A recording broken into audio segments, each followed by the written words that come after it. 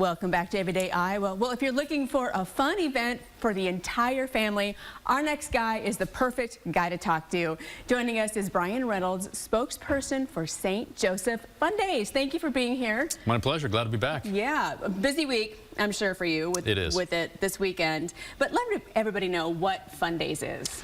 Well, Fun Days is a celebration at our church, St. Joseph Catholic Church in Marion.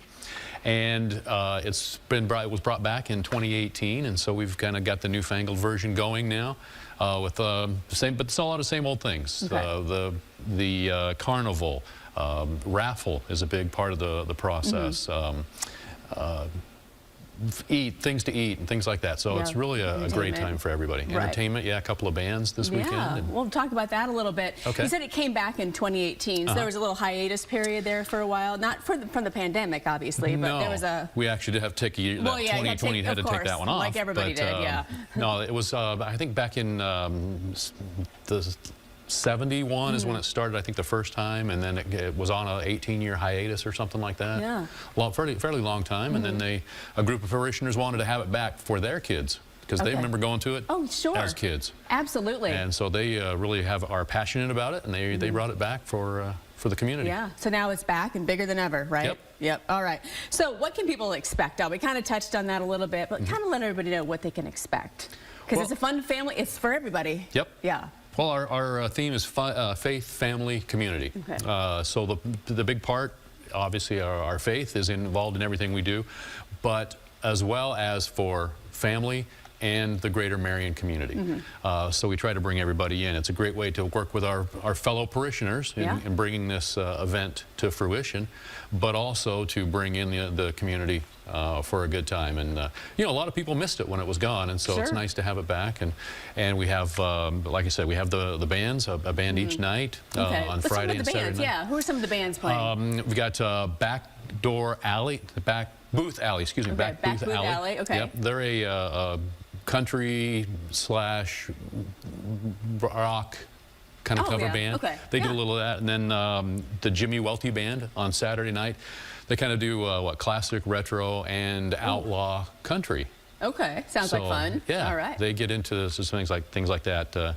Really, a big part of the process is the entertainment value of bringing people to the event. Yeah, absolutely. And of course, food's always a big part. So what are some of the what's some of the food? Well, our favorite thing, I'm a one-track mind, food. Yeah, I can appreciate that. Our big deal that we've adopted is the hog roast on Saturday night. So they start cooking it on site.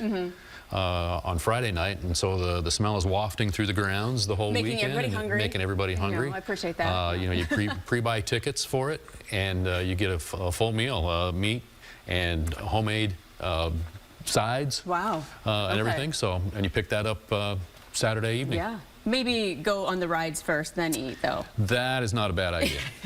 Not a bad idea. Rest a little bit after you eat before you go back on the rides again. Kind of like swimming after eating, right? You don't want to do that. You don't want to do that, no.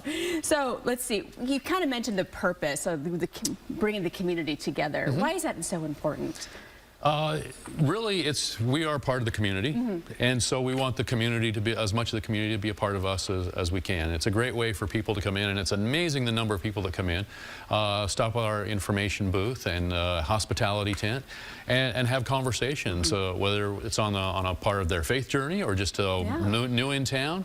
And looking for a place to belong, and so we've talked to a ton of people that way each year. It's a great place to meet people. Yeah. Yeah. And then like we mentioned, the raffle, $20,000 grand prize, two or five $1,000 prizes, so a total $25,000 purse. Bad. Makes it kind of nice for somebody, and of course, you know, you're not dealing with a lottery-winning odds type of thing, you know, that you talk about with Powerball or anything. Yeah, like that, so my odds are much better. I like your odds on that one. There you go. Yeah. So that, and you can buy tickets right up until I think 4:30 on Sunday. At 4:45, the winners are drawn. Okay, and you have a the proceeds all kind of go toward like a capital. A capital campaign is what it is. And of course, anybody that's driven by St. Joe's recently knows that there's a lot of construction going on outside. Oh yes. To enhance the place where we gather, you know, to make it a good gathering space, as well as enhancing some of the infrastructure, you know, to make it a better building and that works well for us. What a fun event. Can you let everybody know where they can get tickets and more information? Sure. Entry is no charge. So for tickets for the raffle, you can get them on site. They'll be for sale right up until 4:30 on Sunday when the winners are drawn. Right. Shortly before the winners are drawn. It's at 14th Street and Brockman in Marion. Right there in Marion. Yep. Okay. What a fun event. Thank you so much. And a free event. Free event, you know, the price is right. Price is right, yeah. Thank you so much for being here. It's my Appreciate pleasure. it. Thank you. All right.